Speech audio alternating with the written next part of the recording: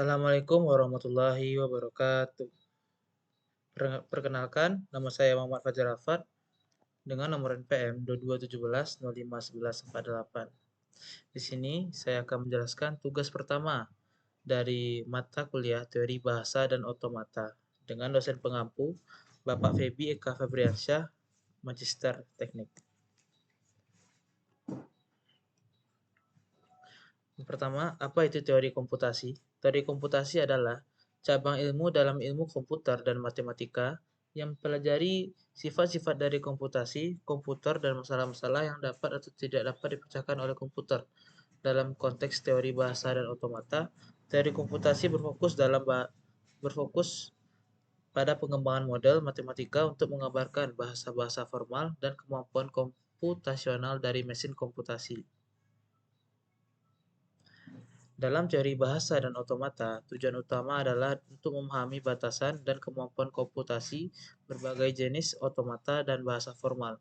Ini membantu dalam pemahaman dasar tentang apa yang dapat dan tidak dapat dipecahkan oleh komputer, serta dalam merancang bahasa pemrograman, kompilator, dan algoritma yang efisien. Dengan memahami teori komputasi, kita dapat mengembangkan algoritma yang efisien untuk menyelesaikan masalah-masalah yang berhubungan dengan bahasa formal seperti mengenai analisis sintaksis, kompresi data, dan banyak lagi. Teori komputasi juga penting dalam pengembangan kecerdasan buatan, pemrosesan bahasa alami, dan berbagai bidang ilmu komputer lainnya. Conclusion and summary.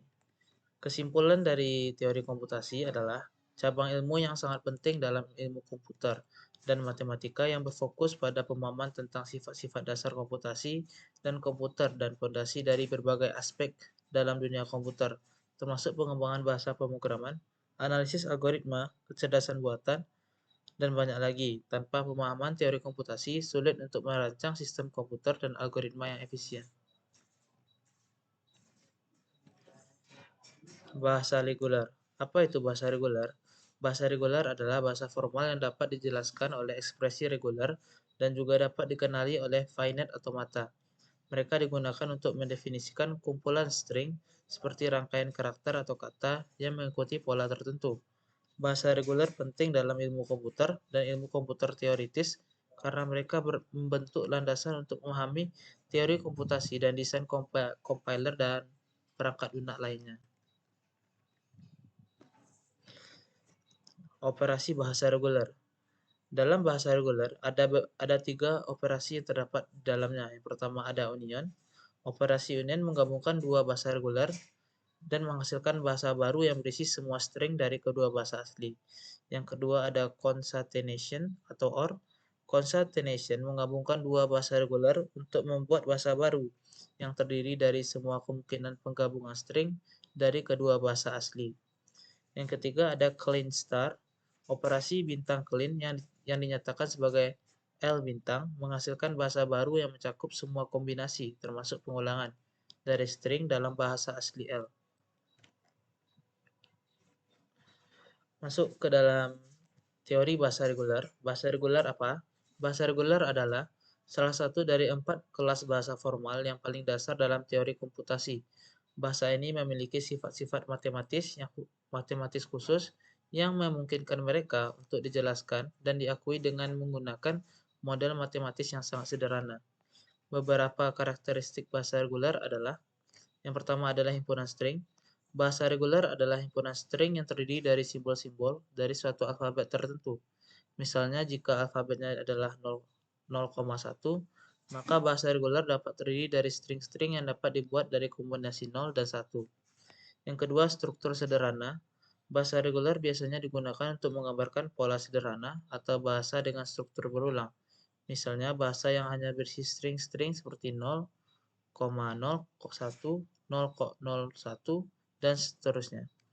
Ketiga, dijelaskan oleh finite automaton. Bahasa reguler dapat dijelaskan dan diakui dengan menggunakan model matematis yang disebut finite automaton atau mesin otomata terbatas. Yang keempat, finite automata. Dalam finite automata atau finite state machine, terdapat dua jenis, finite automata. Yang pertama ada finite automata with output, yang kedua ada finite automata without output. Finite automata with output terdiri dari dua hal, yaitu ada more machine, yang kedua adalah melee machine.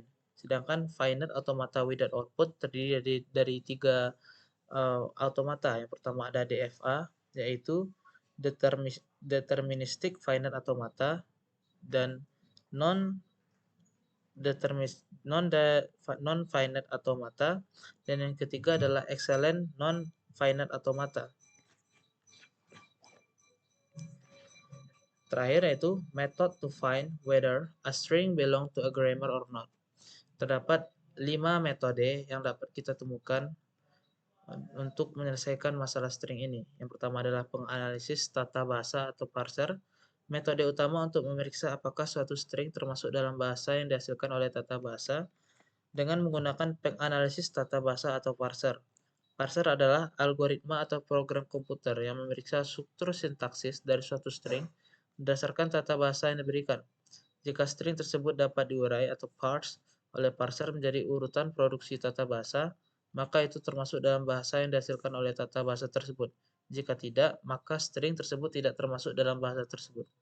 Yang kedua adalah konstruksi pohon tata bahasa atau parse tree. Dalam proses analisis tata bahasa, parser membangun pohon tata bahasa atau parser tree yang mempresentasikan struktur sintaksis dari string. Jika parser berhasil membangun pohon tata bahasa untuk string tersebut, maka string tersebut diterima oleh tata bahasa. Jika tidak, maka string tersebut tidak diterima. Yang ketiga, metode rekursi atau recursive disk scan. Metode ini adalah pendekatan manual di mana kita mengikuti aturan tata bahasa secara berurutan untuk mencoba mencocokkan string dengan tata bahasa. Jika kita dapat mengikuti aturan dan menghasilkan string yang sama dengan input, maka string tersebut termasuk dalam bahasa tata bahasa. Jika tidak, maka tidak termasuk. Yang keempat, automata. Untuk tata bahasa yang lebih sederhana seperti tata bahasa konteks bebas, konteks free grammar, kita dapat menggunakan mesin automata seperti pushdown automaton atau automaton akhir atau finite automaton untuk memeriksa apakah string dapat diterima oleh tata bahasa. Jika mesin automata dapat mencapai keadaan akhir saat mengkonsumsi seluruh string, maka string tersebut diterima. Yang terakhir adalah analisis sintaksis atau syntactic analysis. Istilah umum untuk proses pemahaman struktur sintaksis dari string. Metode ini dapat melibatkan berbagai teknik analisis termasuk parser LR, parser LL, atau metode analisis tata bahasa lainnya sesuai dengan jenis tata bahasa yang digunakan.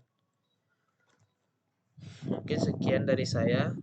Saya akhiri. Wassalamualaikum warahmatullahi wabarakatuh.